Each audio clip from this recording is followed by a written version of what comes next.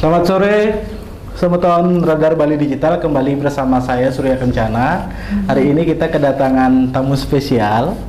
Dia adalah Putu Ria Wijayanti, Sekretaris Perkumpulan Peternak Hewan Monogastrik Indonesia. Cantik-cantik begini. Ria punya kawan permainan yang luar biasa ya, yaitu babi.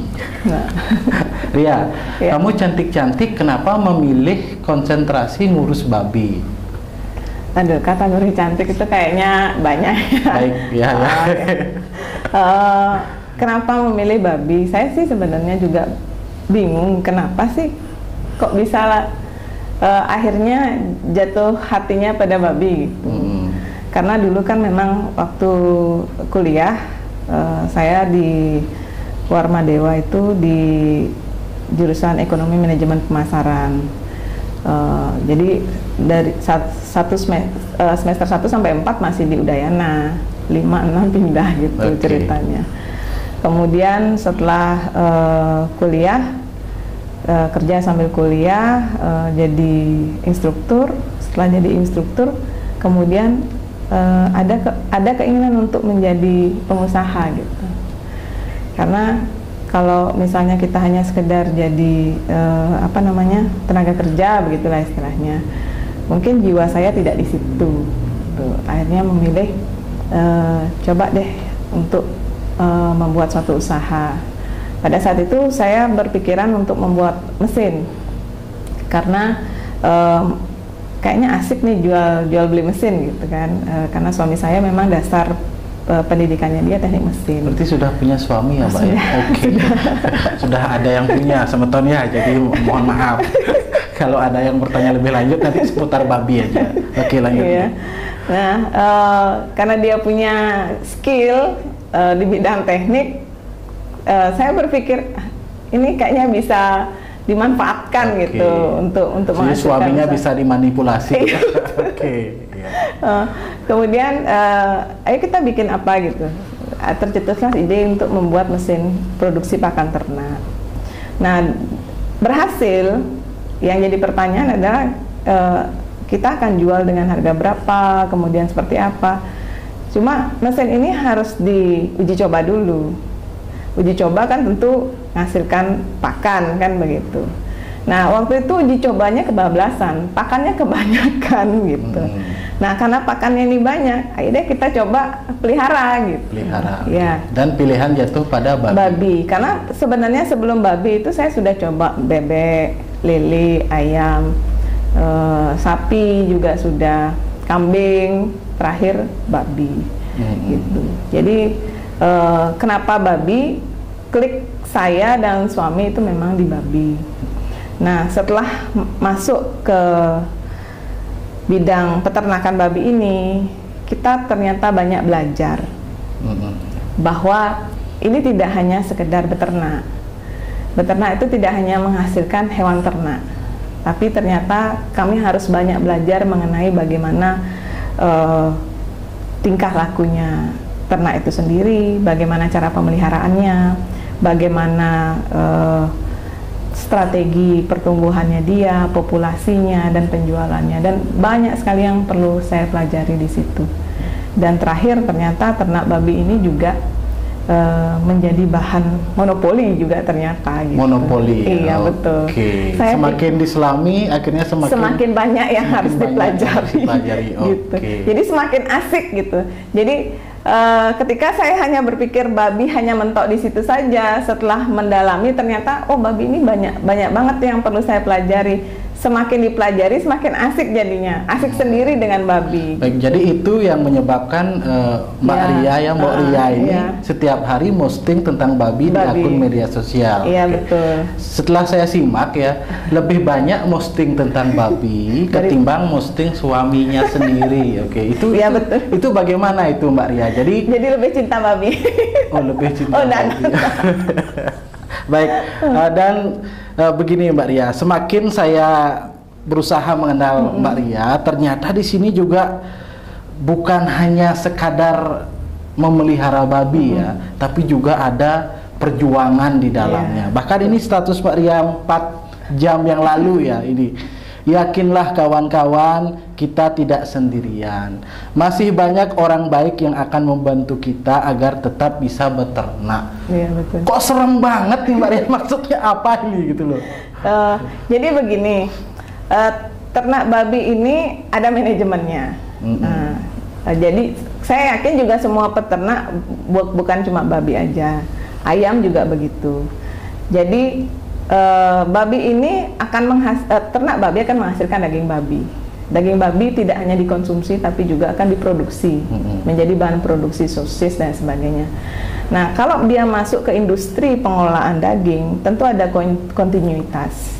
Nah, kita sebagai peternak tidak bisa membatasi diri hanya dipanen 4 bulan saja, karena pabrik tidak mungkin produksi setiap 4 bulan nunggu panen, nggak mungkin. Tapi setiap hari. Setiap hari. Nah, ini yang perlu dipikirkan.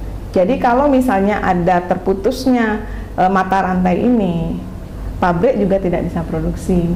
Nah, peternak kedepannya juga tidak bisa memproduksi lagi secara banyak. Oleh sebab itu, makanya saya berpikir bahwa ketika saya memulai peternakan, maka saya tidak bisa beternak sendiri. Saya harus mengajak orang lain juga beternak. Ada pertanyaan juga kadang begini, kenapa kalau memang sudah melihat peluang seperti itu, tidak mengembangkan diri sendiri? Yang namanya beternak itu tidak seperti memproduksi pakaian. Sudah ada standarnya, tinggal produksi selesai. Karena yang ada di dalamnya adalah manusia dan hewan hidup. Kalau tidak ada orang yang kalau orang yang memelihara hewan hidup itu tidak punya perikebabian. Oke, perikebabian. Ya, sebagus apapun usaha itu di-manage, itu tidak akan menghasilkan hal yang maksimal, hal yang baik. Oleh sebab itu saya berusaha untuk membuat peternakan ini menjadi bisnis bersama, usaha bersama dengan masyarakat tidak hanya masyarakat menengah tapi juga menengah ke bawah. Karena rumitnya begini, itu kembali ke penarikan harga dan sebagainya. Jadi itu masalah krusial yang sebenarnya sampai saat ini juga tidak banyak orang menyadari. Kalau kita mau bisnis atau usaha peternakan ini maju, jangan sekali-sekali berpikir bahwa hanya peternakan Anda aja yang berkembang. Oke, jadi harus kerja bareng-bareng. Harus bekerja bareng-bareng. Bukankah masyarakat Bali itu memang sudah dari dulu terbiasa memelihara babi, sistemnya rumahan dan sebagainya? Nah, cuma yang jadi masalah adalah mereka tidak ada yang menaungi, tidak ada yang membina. Jadi sendiri-sendiri. Iya, sendiri-sendiri. Yang menjadi masalah adalah ketika peternak rumahan satu mengalami permasalahan, contoh permasalahan keuangan, permasalahan kesehatan, permasalahan pemasaran, tentu dia tidak punya jalan keluar lain untuk menjual ternaknya secara murah. Jadi lebih murah daripada harga pasar. Nah, semakin banyak orang-orang yang begini, tentu akan menarik yang lain. Nah, contoh nih, di grup A atau di Kabupaten A ada peternak yang sebagian besar tidak bisa terserap karena tidak ada informasi, tidak ada komunikasi dan sebagainya. Dia menarik turun harga 3.000 saja. Itu akan mempengaruhi di Kabupaten B yang masih harganya bagus. Baik, yang disebut tabel. Iya, betul. Udah tabel mungkin. Nah, itu. Jadi, kalaupun di media sosial, saya yakin tidak banyak orang mau fair untuk bicara berapa tabelnya gitu, berapa harganya. Nah, dengan manajemen seperti ini, dengan komunikasi yang baik kita dengan antar peternak, kita sebenarnya sedang membangun jaringan yang kuat. Kalau ada satu yang sakit, apa yang harus kita lakukan? Memberi pertolongan kepada mereka, memberikan informasi kepada mereka apa yang harus mereka lakukan. Kalau mereka ada masalah dalam penjualan, apa yang kita harus lakukan? Memberikan informasi kepada mereka bahwa tabel harga saat ini berapa. Itu gunanya berorganisasi. Iya, betul. Maria, kita ketahui bersama ya, dalam kurun waktu setahun terakhir, kalau nggak salah sebelum pandemi, ya itu ada virus babi yang menyebabkan banyak babi tiba-tiba mati, sehingga tentu sekarang kondisinya adalah peternak sedang menumbuhkan kepercayaan dirinya kembali untuk mengisi kandangnya kembali. Situasi terkini seperti apa sih, Mak? Nah, ini sebenarnya juga kita sama masyarakat, terutama pemerintah, kalau saya lihat kurang peka terhadap kejiwaan masyarakat kita pada saat mereka mengalami wabah. Tidak semua orang punya rasa percaya diri setelah mengalami kebangkrutan untuk bangkit lagi. Itu yang pertama. Itu kenapa postingan saya selalu babi. Oh gitu ya. Ya, Okay. jadi untuk membuat orang itu tertarik lagi. Gitu loh. Saya yakin secara manusiawi orang ketika melihat saya, dia akan berpikir Ria aja bisa. Yang cantik aja bisa kan gitu ya. Oke. Ya, Apalagi Ria saya aja. yang meronotan. Baik-baik. Kandang dia aja babinya hidup. Nah, gimana kalau kita nggak coba lagi? Jadi saya ingin sekali membentuk persepsi itu berulang-ulang kali. Makanya lebih banyak postingan saya tentang babi daripada mungkin tentang pribadi gitu. Jadi saya memotivasi secara tidak langsung, saya ingin memotivasi teman-teman peternak untuk memperbaiki secara psikologi mereka. Yang pertamanya tidak percaya diri lagi, kemudian masih trauma mungkin tuh, atau mungkin masih menimbang-nimbang ini perlu modal, nanti rugi lagi gitu. Untuk membangun kepercayaan diri mereka bahwa sekarang ini ayolah kita beternak lagi. Tuh, yang belakang kita jadikan pembelajaran, yang ke depan kita jadikan perjuangan. Gitu. Kalau kondisi terkini bagaimana? Apakah sudah ada peternak yang memulai mengisi kandangnya lagi? Astungkare hampir semua peternak mulai mengisi kandangnya lagi. Karena kabar gembira ya. Iya betul. Cuma ya perlu rasa kesabaran, karena sama seperti COVID ini, ketika kita tidak terbiasa dengan masker, kemudian dipaksa pakai masker, pasti pertama-tama, aduh kok rasanya pengap dan lain sebagainya kan. Tapi lama-lama akan terbiasa, karena untuk pemeliharaan babi sebelum dan sesudah wabah tentu akan berbeda sekali. Dulunya tidak sering semprot-semprot, sekarang sudah mulai semprot-semprot. Dulunya hanya sekedar kasih makan saja, kalau sekarang setelah kasih makan diperhatikan satu-satu apakah habis makannya apa enggak. Gitu. Karena kita bisa melihat babi itu bergejala apa tidak, itu pertama itu pasti dari tingkah lakunya dia, nafsu makannya dia tuh normal apa enggak. Gitu. Kalau titik-titik itu di kabupaten mana aja, Mbak, yang udah terisi kandang? Kalau sekarang Tabanan sudah mulai banyak. Tabanan, Beleleng, Kintamani, Bangli, Karangasem, itu sudah mulai. Tuh. Mungkin juga teman-teman juga tergiur dengan sekarang kondisi babi sudah kondisi pemasaran babi sudah bagus, harga juga sudah bagus, dan mereka juga punya tempat untuk mengadu kalau mereka mengalami kendala dalam pemeliharaan atau kesehatan hewan. Dan masyarakat Bali tidak bisa lepas dari babi ya, betul sekali. Ya. Jadi pada saat itu sih saya berpikir juga sama.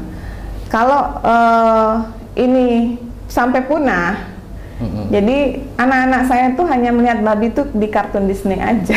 Kartun Disney. Itu yang pertama. Yang kedua, dulu kenapa saya rela gitu loh, ibaratnya tidak jaim atau gengsi, bahkan main TikTok sama babi gitu. Oke, main TikTok sama babi ya. Seperti rasanya suami sudah tidak ada lagi. Oke, bercanda tonton. Oke, baik. Jadi saya ingin juga membuat generasi selanjutnya itu tidak gengsi sebagai peternak. Itu wacana aja atau sungguh-sungguh, Mbak Ria? Ini kan pertanyaan ya. Tangan Mbak Ria halus dan sebagainya. Itu memang pegang babi, mandiin babi juga, atau bagaimana, Mbak? Iya, jadi ke kandang itu pertama kali saya ke kandang karena saya dulunya instruktur ya, memang karena sudah terbiasa pakai make up dan sebagainya. Itu kan sudah terbentuk waktu saya jadi instruktur, waktu saya di bidang manajemen pemasaran kan gitu.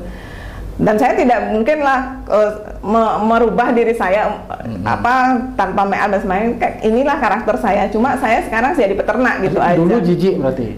Dulu sih nggak jijik. Tapi takut? Udah biasa aja. Saya tipikalnya biasa aja. Jadi ngelihat kecoa biasa gitu. Untungnya hanya ular aja saya yang nggak suka gitu. Kelemahannya Ria ya, ular. Baik. Jadi Akhirnya nyemplung ke serius mandiin babi iya, juga. ke kandang. Jadi Oke. teman-teman peternak pertama kali ketemu saya dan menerima saya itu memang di rumah dia. Biasanya kan orang Bali itu bikin kandang pasti di belakang rumahnya. Mereka kayak ngekebang gitu loh, karena kurang pede kan. Tuh. Pada saat bilang, Pak, saya mau ke kandang dong gitu. Oh jangan Bu, bau gitu kan. Oke. Enggak apa-apa, karena saya kan memang tipikalnya rapi gitu. Nggak apa-apa. Akhirnya lama-lama mereka udah terbiasa. Jadi setiap saya ke rumah tuh pasti nggak ke kandang Bu. Ya, jadi terakhir pasti begitu. Karena mereka bangga. Ya, saya sangat bersyukur ketika mereka menerima saya dengan baik gitu. Dan setiap kali misalnya saya posting berkunjung ke kandang mereka, itu mereka bangga gitu. Seolah-olah ini loh saya juga dikunjungi sama Bu Ria gitu. Oke. Lebih harum Ria atau babinya? Harum babinya, harganya lebih mahal. Oh, lebih mahal. Oke. Jadi tadi Mbak Ria sebelum podcast ini dimulai ya, Mbak Ria bilang mandinya babi lebih banyak daripada mandinya Mbak Ria gitu ya. Betul. Berarti Mbak Ria mandi cuma sekali aja sehari? Dua kali. Oke, 2 kali. Kalau ingat. Kalau babi? Kalau babi sekarang 2 kali. Oh, 2 sampai 3 kali ya. 2 sampai 3 kali. Iya, betul. Oke, ini karena pengaruh wabah itu. Wabah. Iya, jadi kita meminimalisasi perkembangannya virus. Jadi saat ini kita tidak bisa merasa terus aman. Jadi virus itu kan tidak bisa terdeteksi secara cepat. Oleh sebab itu kita mengikuti yang namanya protokol biosecurity. Biosecurity ya. Ya, jadi mau masuk kandang itu tidak bisa semua orang masuk kandang seenaknya. Itu jadi hanya petugas kandang, dan kalau misalnya mau masuk kandang tentu dengan pakaian yang berbeda yang dibawa dari luar. Oh, sampai seperti sampai itu ya? Seperti itu. Jadi kemudian disemprot. Setelah itu bahkan ada peternak yang kadang males gonta-ganti pakaian itu, udah nggak usah pakai baju aja dia kena semprot sekalian mandi katanya. Tapi disemprot disinfektan atau apa? Iya, disinfektan. Tuh. Jadi itu disemprot, jadi tidak hanya dibersih. Kalau dulu kan hanya membersihkan kotorannya aja. Kalau sekarang kan sekalian sama babinya itu disemprot disinfektan. Jadi selain makan baru dia disemprot disinfektan. Jadi kita memang benar-benar menjaga kesehatan babinya. Oke. Mbak Ria sekarang berapa pelihara babi, Mbak Ria? Kalau saya sekarang lebih daripada, ya enggak banyak sih. Ada 300-400 ekor. 300-400 ekor. Itu sedikit loh. Itu sedikit. Serius. Yang banyak itu berapa kalau 400 itu sedikit? Kalau tidak ada wabah itu bisa ribuan. Bisa ribuan. Iya, betul. Baik. Karena apa namanya? Babi itu kan bukan sedikit. Babi itu tidak membutuhkan tempat yang banyak untuk pelihara karena dia lebih banyak tidur dan dia banyak beranak. Banyak beranak. Iya, okay. Jadi kita kategorikanlah setahun itu 2 kali beranak dia. Seekor babi bisa menghasilkan berapa anak? Maksimal, tidak, kalau dibilang maksimal sih ada yang 16, ada yang 18 gitu. Tapi rata-rata sih 10 sampai 13 ekor. 10 sampai 13 ekor. Iya. Jadi anggaplah setahun itu kita bisa, satu babi itu bisa sampai 20 ekor. Baik, kita sekarang agak serius Mbak Ria ya. Mbak Ria ini salah satu peternak babi yang menolak pengadaan bibit babi yang 1000 ekor. Iya, betul. Gitu. Jadi tadi kan saya sudah cerita banyak tentang wabah ya. Bagaimana wabah itu berefek terhadap ekonomi masyarakat kita yang sebagai peternak. Pertama, kemudian secara psikologis peternak kita masih trauma. Kemudian yang ketiga, efeknya adalah meninggalkan hutang. Nah, ini yang kadang tidak terdeteksi sama pemerintah. Jadi dipikirnya, sekarang tuh peternak tuh serakah sekali gitu. Biaya produksinya sedikit tapi dijual mahal. Okay. Sedangkan keadaan di bawah itu ketika mereka mendapatkan uang, mereka harus mengembalikan hutang yang terjadi akibat wabah kemarin. Karena hutang sebelumnya itu tidak bisa lunas karena oleh surat kematian babi. Kalau kredit di bank, baik. Pemilik hutang mati bisa ketika lunas sama surat kematian Iya. pemilik hutang. Kalau babi nggak bisa. Babi nggak bisa ya. Jadi Tetap hutang yang punya. peternak harus tetap mengangsur. Tetap mengangsur. Dan itu akan semakin berat ketika diterpa pandemi COVID-19 Iya, ya. betul sekali. Nah, kemudian kemarin saya dengar ada wacana bahwa pemerintah ingin berbaik hati memberikan bantuan kepada masyarakat dan peternak untuk mengadakan bibit babi 1000 ekor. Memang kalau dilihat seolah-olah sekilas itu akan terlihat baik. Di tengah pandemi memang kita membutuhkan bantuan. Tapi ada beberapa poin yang harus menjadi pertimbangan. Yang pertama adalah bibit 1000 ekor itu akan didatangkan dari mana? Nah, ini persoalan yang serius ya. Iya, betul sekali. Karena saya yakin sekali bahwa kalau bibit babi itu diambil dari peternak kita di Bali dalam waktu bersamaan, sulit rasanya mengumpulkan 1000 ekor. Tapi kalau bertahap bisa ya? Kalau bertahap bisa. Baik, ini bisa menjadi solusi nggih Iya, bagi jadi pihak pemerintah. Kalau mau 1000 di peternak kita saja iya, gitu ya. Oke. Jadi anggaplah kayak ngangsur gitu ya, Ngangsur. nyicil setiap bulan. Oke, itu yang pertama. Yang kedua, sebenarnya saya sih memang belum terrealisasi wacana itu akan wacana bahwa bibit babi itu akan diambil dari luar. Cuma ya memang terhembus kabar memang pemerintah ingin mengambil dari luar karena bibit babi Bali itu mahal. Gitu. Nah, pertanyaannya adalah karena saya juga pelaku bisnis pengiriman babi ke luar Bali, sejak ada wabah itu kita dipersulit. Pengiriman babi keluar itu kami harus mengikuti protokol kesehatan hewan ternak lewat karantina, harus uji ASF, kemudian baru diterbitkannya surat SKKH pengeluaran hewan, surat keterangan hewan itu sehat. Pertanyaan saya, kalau misalnya 1000 ekor itu diambil dari daerah lain, apakah protokol kesehatan hewan itu juga diberlakukan oleh 1000 bibit ini? Nah, kalaupun iya, rasanya amat sangat tidak mungkin. Baik. Ya. Pengalaman Mbak Ria sendiri kalau ngurus keluar itu? Kalau ngurus keluar itu sulit sekali. Balai karantina aja jujur saja untuk satu kali pengujian satu tempat 70 ekor aja perlu membutuhkan waktu 1 hari. 1 hari ya. Iya, karena dia harus benar-benar menyuntikkan mengambil darahnya babi. Kemudian setelah itu kita bawa ke balai BB Vet, dicek di sana apakah dia kena virus apa enggak. Itu yang pertama. Yang kedua, dari 1000 ekor itu apakah pemerintah menjamin 100% tidak membawa virus? Oke lah, tidak membawa virus ASF atau virus yang lain atau penyakit babi yang lain. Karena sangat-sangat rentan. Babi itu rentan sekali terhadap penyakit. Itu yang pertama. Yang kedua yang jadi permasalahan adalah kami sendiri masih menimbang-nimbang. Karena apa? Dari tabel harga nasional, Bali ini harga babi itu masih lebih rendah daripada Jawa. Ah, masa, Mbak? Iya. Berarti daging babi kita, babi hidup kita lebih murah daripada dari babi hidup di Jawa. Tuh. Karena lebih banyak populasi atau bagaimana?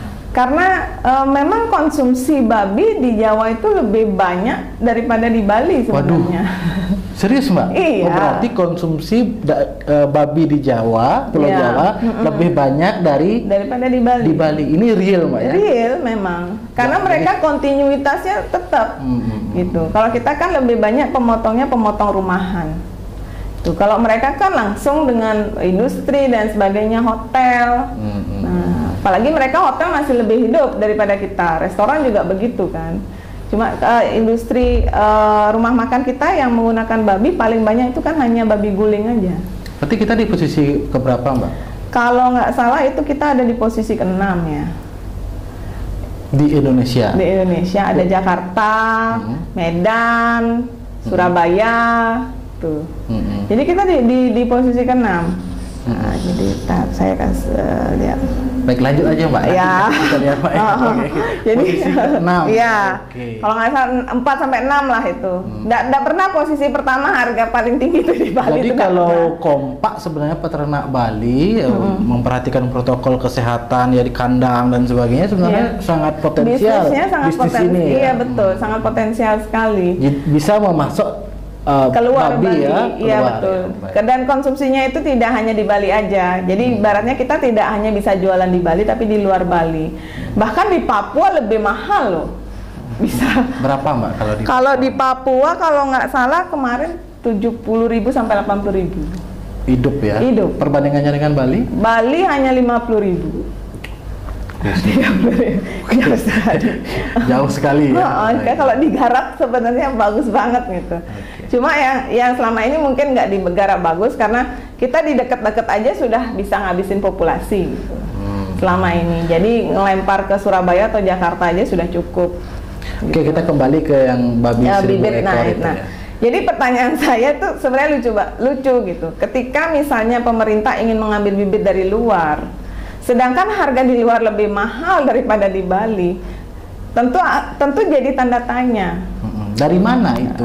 Ya itu bibit seperti apa? Bibit seperti apa? Ya. Karena yang namanya ibu-ibu seperti saya pasti agak-agak rada-rada ini bibit babi yang disil, diskon apa gimana? Iya, tuh karena kalaupun misalnya harga sama nih bibit di luar dengan harga bibit di Bali, tentu dengan pajak, kemudian dengan perhitungan keuntungan, setelah itu harga susut dagingnya dan sebagainya, susut berat, setelah itu transportasi, pasti masuk Bali itu jauh lebih mahal. Itu. Ketimbang memanfaatkan yang di sini. Iya betul sekali. Tuh jadi itu menjadi kecurigaan, bukan kecurigaan ya, tanda tanya sebenarnya. Tanda tanya. Dan saya sempat juga memberikan masukan kepada kemarin sama anggota dewan di Komisi 2 bahwa marilah kita sama-sama menyadari bahwa masyarakat sekarang di Bali ini dalam kondisi krisis. Kita membutuhkan perputaran uang. Salah satu yang punya uang itu adalah pemerintah dan dibelanjakan lewat pengeluaran anggaran. Anggaran pembelian bibit babi 1000 ekor, anggaplah babi yang dibeli itu 1 juta saja gitu. Paling gampang ngitungnya. 1 juta dikali 1000 itu sudah 1 miliar. Apalagi kalau dibelinya 1,5 juta, berarti 1,5 M. 1,5 miliar itu sangat disayangkan apabila dibelanjakan keluar. Di samping juga resikonya tinggi. Resikonya. Ya. Kenapa kita tidak belanja ke masyarakat sendiri? Karena begini, kita masyarakat ini sering sekali menerima himbauan bahwa ayo dong beli produk lokal. Oke, mau belanja ditimpal. Ya. Ayo dong beli produk lokal. Jangan gengsi beli produk lokal lebih mahal. Itu. Jangan menawar dan sebagainya. Sangat tidak etis kalau pemerintah kita tidak bisa memberikan contoh. Baik. Dengan alasan lebih mahal bibit di Bali daripada di luar Bali. Ya, jadi niat baik pemerintah itu realisasinya juga harus istilahnya memberdayakan potensi lokal. Iya, potensi lokal. Dan garansi kesehatan bibit babi di Bali itu bisa lebih dipertanggungjawabkan. Iya betul. Karena begini juga untuk pengadaan bibit sendiri masuk ke Bali tentu kan ada waktu pengiriman. Dari kandang asal babi sampai ke pengiriman pasti ada yang namanya resiko. Resiko kematian itu bisa sampai 40% karena dia masih berarti kalau beli 1000 bisa mati 400. Ya betul, ngeri juga ya. Iya, karena apa? Kalau kami peternak mengasumsikan bibit itu kan dalam umur berapa gitu ya. Nah, kan karena babi itu ada fasenya starter, grower, finisher. Kalau bibit itu fasenya starter lepas sapih dia, lepas sapih sampai 1 bulan. Habis menyusui ya. Iya betul. Ini lagi rentan-rentannya dia. Gitu. Apalagi dia harus misalnya dari luar sampai ke Bali itu 2 hari. Saya yakin sampai di Bali pun hidup.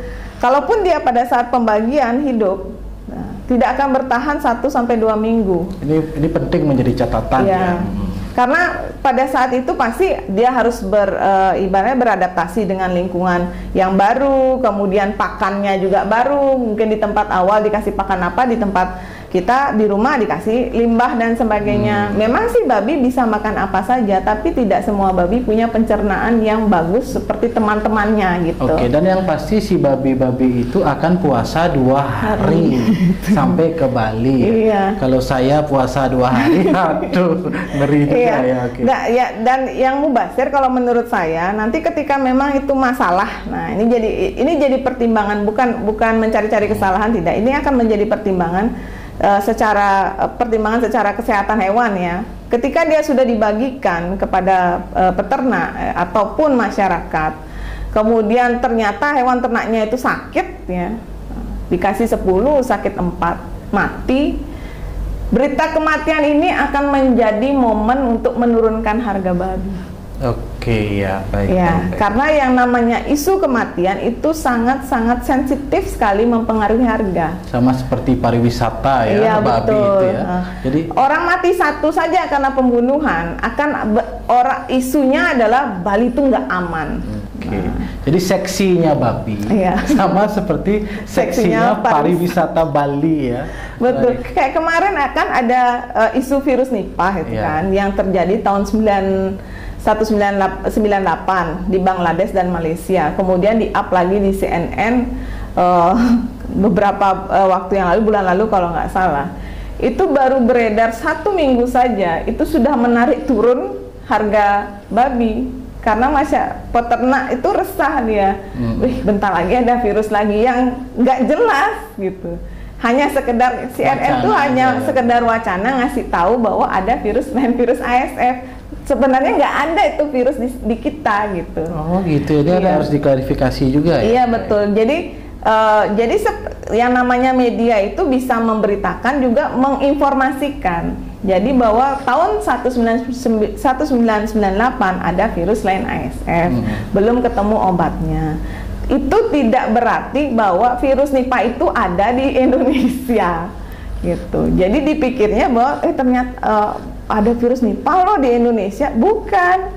CNN itu media itu memberikan informasi Bahwa pernah ada. dan itu ternyata dimanfaatkan untuk menarik mundur harga babi. Nah, Oke. jadi sangat sensitif ya. banget gitu. Oke, kita masih berapa menit? Oke ya, kita lanjutkan lagi 5 Iya. menit Mbak ya. Iya. Jadi begini Mbak, ini ke depan rencananya seperti apa? Jadi yang perlu dipikirkan oleh pemerintah sebenarnya yang pertama, apa sih yang menjadi beban peternak? Nah, kalau ingin membantu peternak itu seperti apa programnya? Nah, peternak saat ini itu yang menjadi beban mereka adalah yang pertama adalah pakan sebenarnya. Harga pakan itu bisa lebih mahal daripada harga bibit. Jadi biaya pakan lebih mahal daripada biaya bibit. Karena pakan ya tentu saja bahan bakunya tidak semua ada di Bali. Bahkan jagung pun kita ambil Lombok, dari Sumbawa dan sebagainya. Itu yang pertama. Yang kedua yang dibutuhkan oleh peternak ini adalah bagaimana pemerintah ini bisa mengatur harga terendah dan tertingginya babi. Jadi jangan hanya melihat bahwa masyarakat sekarang susah loh beli babi, harga babi mahal gitu. Jadi hanya harga tertingginya aja dilihat. Terus pada saat peternak harga babinya 7.000 per kilo, kemana? Jadi pernah harganya sampai? Pernah 7.000 sampai 5.000 per kilo karena ledakan populasi itu. Ledakan populasi ya karena kita tidak bisa mengontrol peternak rumahan. Oke. Ya, jadi ya mereka tarik mundur terus ya akhirnya pasar tidak bisa terserap dengan bagus. Pada saat itu kita tidak dikasih untuk buang barang ke Surabaya dan Jakarta. Akhirnya populasi meledak, virus ada, jatuh semua. Pada saat itu mungkin kadek juga. Dan itu menjadi pelajaran yang berharga. Iya, jadi kenapa saya sampai marah-marah atau sensitif banget sama babi? Karena kita belajar dari pengalaman 2010. Jangan sampai itu terjadi, setelah terjadi baru kita berpikir gimana caranya mengatasi. Lebih baik dari sekarang kita membuat planning ke depan, kalau ini terjadi akan seperti apa dan bagaimana yang harus program seperti apa yang harus kita lakukan. Tuh. Jadi seperti kemarin saya sampaikan, kalau ingin melindungi masyarakat, lindungi juga peternak. Peternak ini juga masyarakat. Mereka adalah salah satu pondasi ekonomi keluarga. Gitu. Jadi jangan sampai juga peternak disuruh beternak aja nggak dikasih untung. Itu. Jadi orang pariwisata juga orang kerja, mereka juga layak untuk mendapatkan keuntungan kan. Baik, jadi intinya biarkanlah dulu masyarakat peternak babi di Bali iya, betul. menikmati masa-masa indahnya dan melunasi hutang yang tercipta sebelumnya. Iya betul. Dan mereka itu harus mulai belajar dari awal lagi, karena sekarang pemeliharaannya tidak sama dengan sebelum wabah. Itu yang pertama. Yang kedua, biarkanlah mereka lagi menaikkan populasi secara alami. Gitu. Karena kalau ini dipaksakan, yang terjadi kemungkinan adalah ledakan populasi.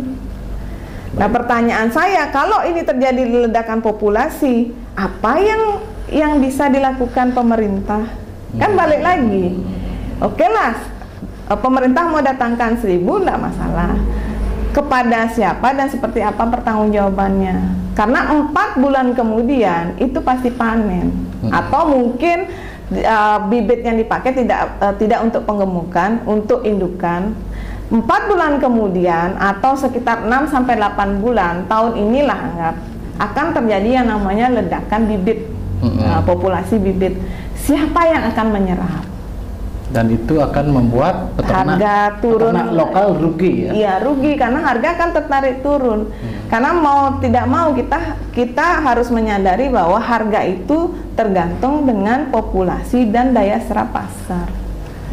Kalau daya populasinya tinggi, daya serap pasar tinggi, tentu akan terjadi yang namanya stabilitas harga. Tapi kalau populasi tinggi, daya serap turun, hanya di tengah saja, tentu harga pasti akan ditarik mundur. Oke, itu logika sederhana. Itu logika sederhananya. Baik, sementara dari Bali Digital, Mbak Putu Ria Wijayanti, ini serius ya, pelihara babi. Dicatat ya, serius pelihara babi. Oke. Dan kalau ingin tahu lebih lanjut, nanti bisa menghubungi Mbak Putu Ria Wijayanti langsung ya. Kalau ingin belajar tentang babi, karena di kelompoknya di PHMI itu peternaknya sudah bisa nyuntik untuk membuat si babi hamil. Ya, betul. Ya, oke. Kawin apa namanya? Kawin suntik inseminasi sudah sampai tahap seperti itu. Kandangnya itu sudah, babi itu tidak nyentuh tanah. Ada batasnya di atasnya ya. Jadi kalau babinya, mohon maaf, kalau babinya kencing itu langsung turun, langsung mengalir ke tempat pembuangan khusus. Jadi sudah modern ya. Dan kenapa modern? Karena Mbak Ria ini dulu pernah cerita sama saya, ternyata peternakan di Solo jauh lebih modern daripada di Bali. Iya, di Jawa Timur. Di Jawa Timur ya. Yang katanya adalah rumah dari babi. Ya, oke, sebagai penutup Mbak, saya pengen tahu apa tulisan di baju Mbak itu. Ini jadi kita punya gerakan yang namanya menolak punah. Jadi gerakan menolak punah itu saya dan rekan-rekan cetuskan untuk membuat semangat lagi kepada peternak babi yang ada di Bali. Jadi kita tidak mau punah. Jadi kita tidak mau menyerah dengan yang namanya virus, gitu. Dan Astungkara memang ide betara swece ya, Tuhan memberikan kami jalan bagaimana dipertemukan dengan orang-orang yang baik, kemudian diberikan edukasi bagaimana beternak yang baik pada saat masa virus seperti ini, sehingga ternyata hal yang kami takutkan babi itu tidak ada di Bali dan tidak bisa berkembang lagi, ternyata tidak terjadi. Kami masih bisa beternak lagi, kami juga masih bisa bermain dengan babi. Nah, jadi syukurnya itu berjalan sampai sekarang. Baik, terima kasih Iya. Pak Putu ya sudah Iya. datang ke studio kami. Iya, betul. Sobat Radar Bali Digital, babi menolak punah ya, dan peternak babi menolak punah juga. Jadi agar babi dan peternak babi ini tidak punah dari Pulau Bali, tentu harus ada sinergi dari pemerintah dan peternak. Iya. Harus ada win-win solution sehingga bisa maju bersama dan gembira bersama Iya, ya, betul. gembira bersama. Iya. Oke. Baik, Sobat Radar Bali Digital, terima kasih. Sekian perjumpaan hari ini dan sampai jumpa kembali.